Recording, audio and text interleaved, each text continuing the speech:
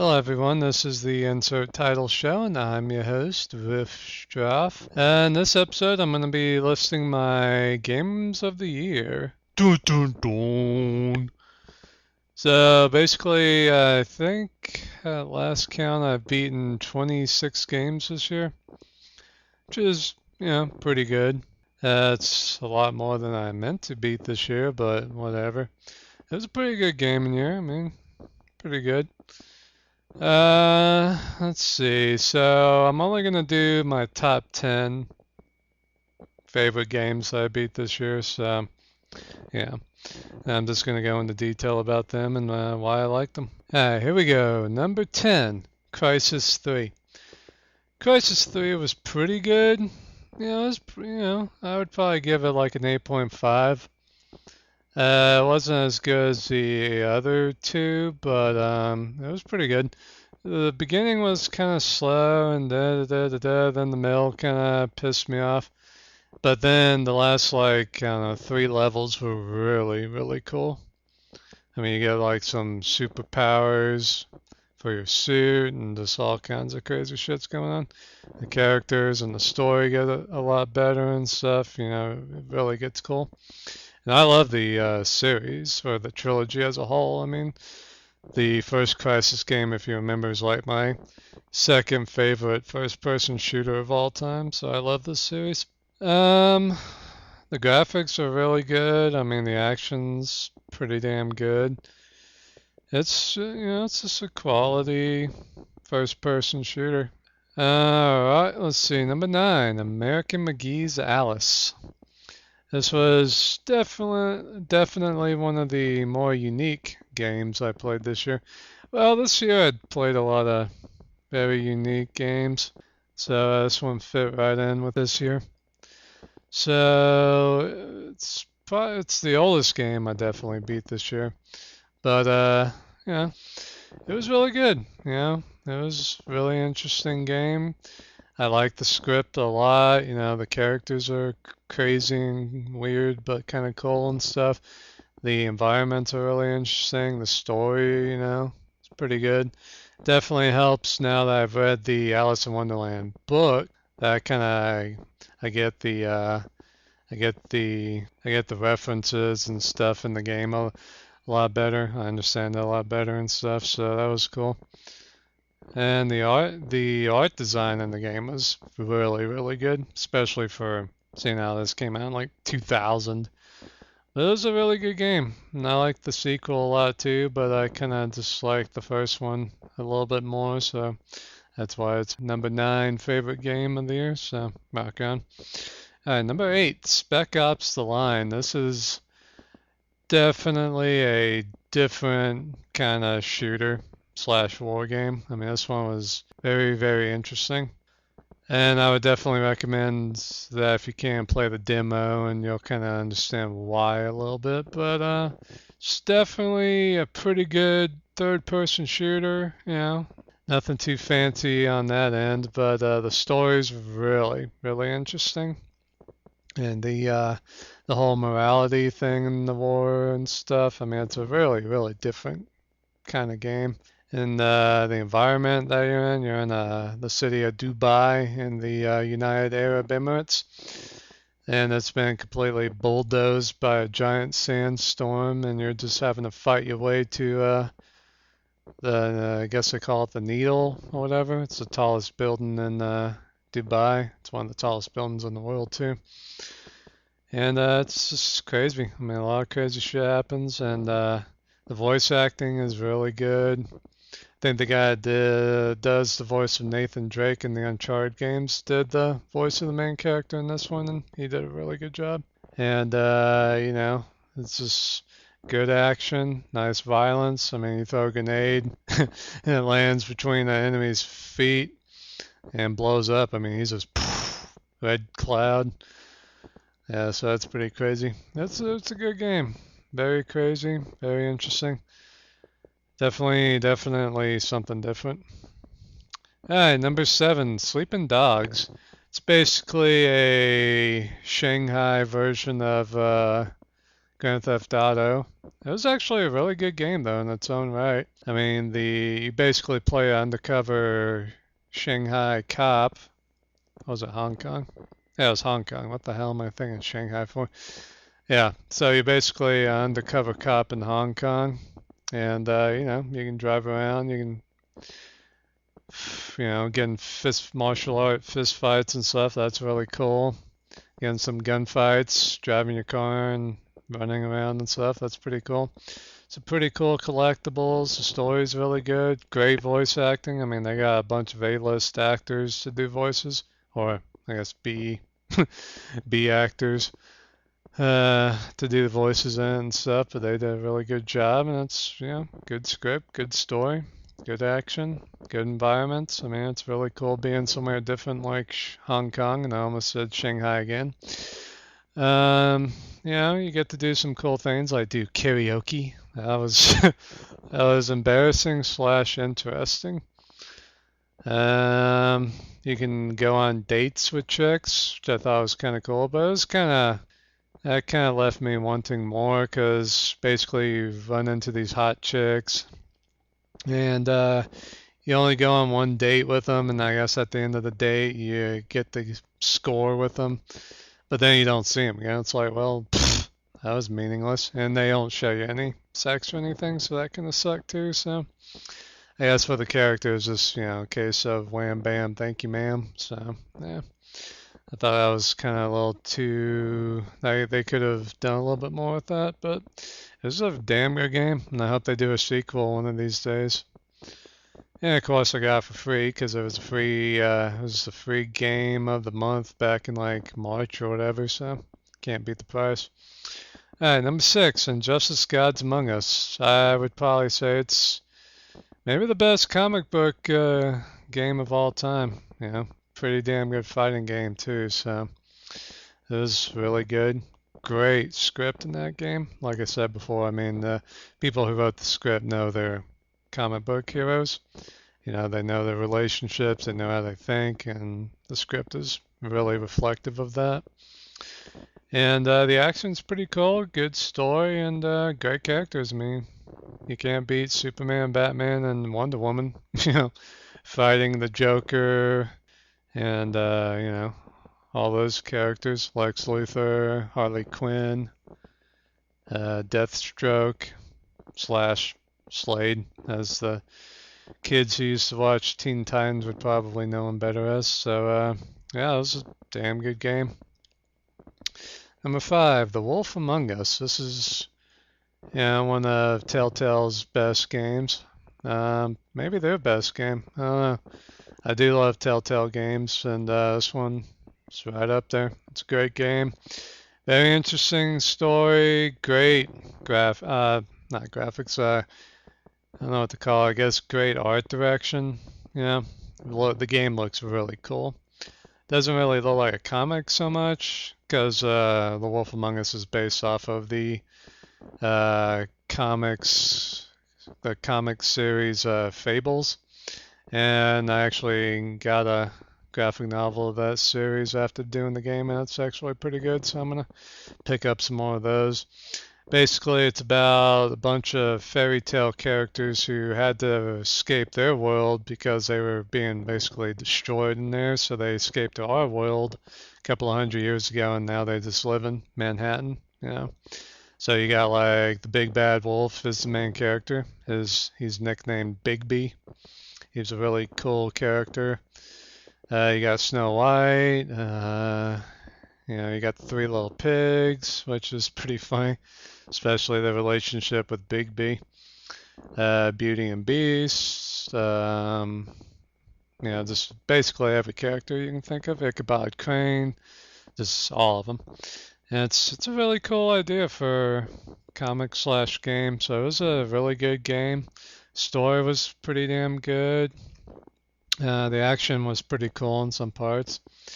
And, you know, it was a pretty adult game too, you know. A lot of F words here and there, some boobs here and there. Yeah, it was a really good game. I thought the story kind of waned a little bit halfway through it, but got picked up a little bit. I definitely hope that they do a sequel to it. I would definitely like to check that out. The interesting thing too is the game takes place about, I think it was like 20 years before the comics do, or 10 years before the comics do, so that's kind of a weird dynamic.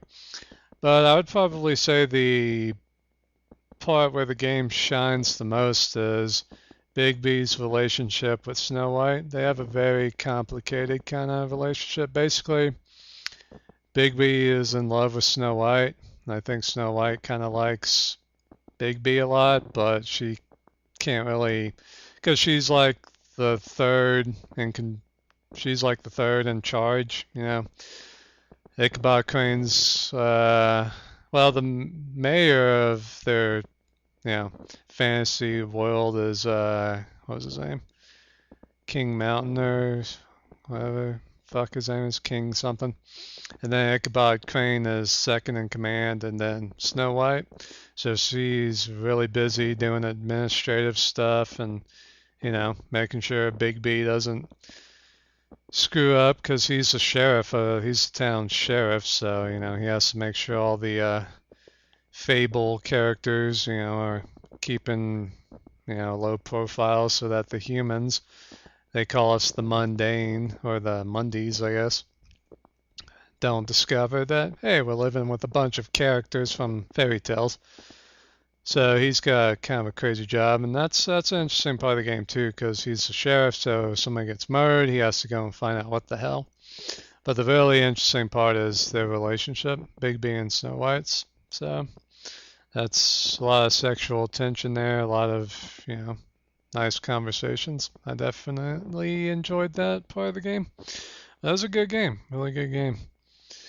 Alright, number 4, Saints Row the Third. This is this is one of the craziest games I've ever played in my entire life. I mean, the action, the story, the shit that happens. I mean, it's just crazy. Great soundtrack, great characters. I mean, it's, yeah, other than Grand Theft Auto San Andreas, it's the best game like that. So, granted, I haven't played Grand Theft Auto 5, but whatever. Saints Row the Third is just a great game. It's got some of the funniest moments in video game history. It's got some of the craziest, you know, and being able to fully customize your character is amazing. And you can change them whenever you want. You know, if you don't want to be a muscle-bound dude, you can change into a hot chick. You know, it's amazing. You can even change how big your crotch or your boobs are, so that's freaking awesome. Naturally, I had a lot of fun with that. So, this is an awesome game. Great game. Yeah, if you haven't played that, just punch yourself in the face, basically. Alright, number 3, Metro Last Light. I love this game. It's definitely one of the best games I've ever played. It's not as good as the first one, but it's amazing. The mechanics are great, the story's great, the characters are awesome, and what you do in the game is just amazing. And like I told Creed, it is like the smoothest first-person shooter I've ever played. I mean, you can just move in and out, you know, pull your gun out, pop, pop, a couple of headshots. Guy comes around the corner, throw a knife right in his face. I mean, done. It's just smooth as hell. Just an amazing, amazing game. Very good story. I love the ending, if you get the good ending. And it's just, you know, it's a very immersive world. You know, just a great game. And I guess if you don't know, it takes place in post-apocalyptic Moscow, and everyone's living in the metro systems and the sewers and stuff. So it's a very interesting world. So it's a really damn good game. All right, number 2, Far Cry 3. Yeah, Far Cry 3 is a very interesting game. I mean, basically kind of plays like Assassin's Creed meets Crysis, I guess. And in a jungle, tropical island paradise kind of thing, except the paradise is run by a bunch of murderous pirates. And it's a very interesting story, amazing characters for the most part. I mean, the main character's name is Jason Brody, and he and his friends and his brothers go, you know, I guess they're kind of rich kids or whatever, and they go hopping through the South Pacific, and they get caught by these pirates and just all kinds of shit gets done to them. And you basically escape and now have to save your friends and your brothers. So it's just, crazy. But you start off the game as a complete puss. I mean, the guy is basically a whiny 19, 20-year-old, punk kid who hasn't done anything in his life. And by the end of the game, you're basically having to decide whether you become a warrior king of the island or you go back home with your friends. And I'm not going to ruin how each one of those decisions changes the ending, but very different. Very different endings. And it's an amazing journey, and I think that's where the game shines, is the character's, transformation from this dorky white guy to a just complete murderous badass. The interesting thing is, it doesn't just happen like that. I mean, you change slowly. Like you start getting a little more comfortable. You're like, hey, I kind of like killing these pirates. I gotta save my girlfriend. Let's rock and let's rock and roll. And the character is just having a good time. And he starts to kind of question, man, I'm kind of good at this killing thing. And the villains in the game are really interesting. Like Voss, the main villain, I guess you could say, is kind of a crazy guy to say the least.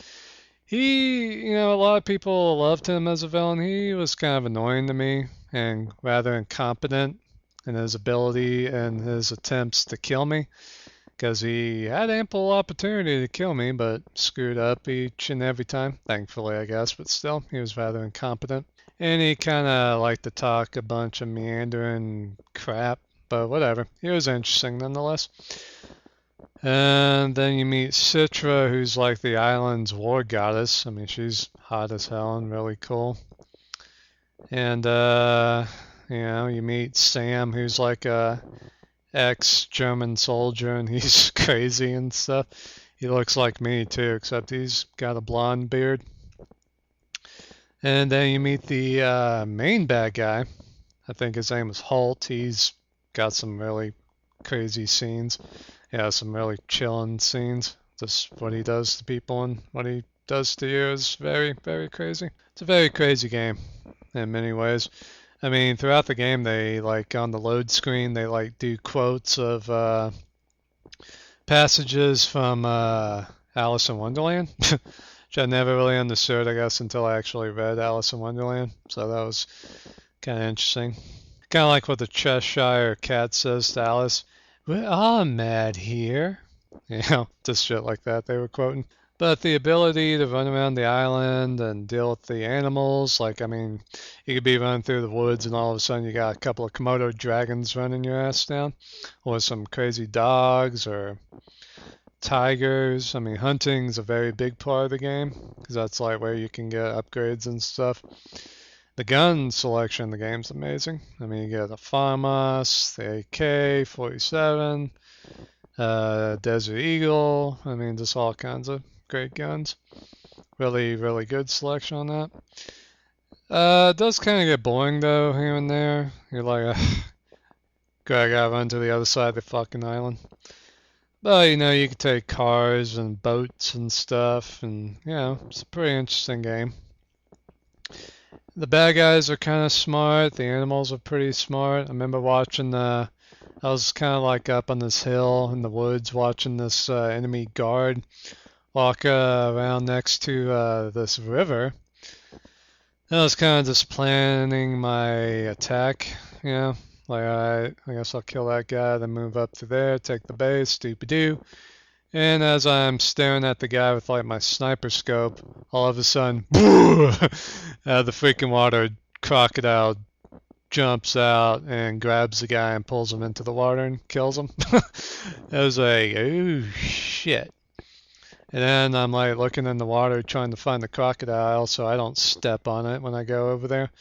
And I couldn't see it. So I was like, okay, he's probably just gone. So I swim across the river as fast as I can. And then I'm walking around, alright, where am I gonna go? Then poof! The crocodile jumps out of the water and grabs me. I yell, oh fuck! Yeah, completely scared the shit out of me. Thankfully, Jason's pretty good with a machete and sticks in the crocodile's head. Yeah, like it would be that easy in real life, but rock on. But yeah, just crazy shit like that happens. So that was a damn good, crazy, interesting game then. All right, number one, Valiant Hearts. This game meant a lot to me. I mean, it was a very special game to me, and I think to a lot of people who've played it. See, now this is the 100th anniversary of the start of World War One. What better way to celebrate than playing a very good, heart-wrenching, real kind of game. I mean, they give you a lot of info on the history, the battles, like you're playing on a level, and you can go into the info and see what was going on at this time of the war, what was going on this battlefield back then and stuff. You get really nice characters, gameplay. The gameplay is pretty good. I mean, it's mostly a puzzle game, but they kind of throw in some really good action scenes. The driving sequences are really fun too, and it's got a really good story. It's got a lot of good heart in it. It's just a really, really, really special game. I'm proud I got to play it this year. In fact, I intentionally went through it in one day on the 100th anniversary of the assassination of Archduke Franz Ferdinand. Then I intentionally got the last achievement on the anniversary of the actual start of the war. So I made sure to make those special achievements. Because for those of you who don't do 360, you get an achievement and it says the date that you got it on forever. So you can always look back on that. But just an amazing game. I mean, the music is great. Basically the way they made the game was basically they did it like a comic book, the style and the look.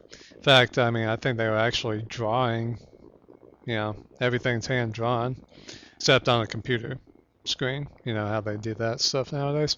So it gave it a really interesting and unique look. I mean, it wasn't really cell shading, and I'm not a big fan of that. Like, it doesn't really look like Borderlands or The Wolf Among Us. It looks, like an animated comic book, basically. So it's a really special game, and I wish more people would play it because I think it was, it's the best game of the year that I played. And I guess I should say that not all of these games came out this year. This is my top 10 of games I beat this year.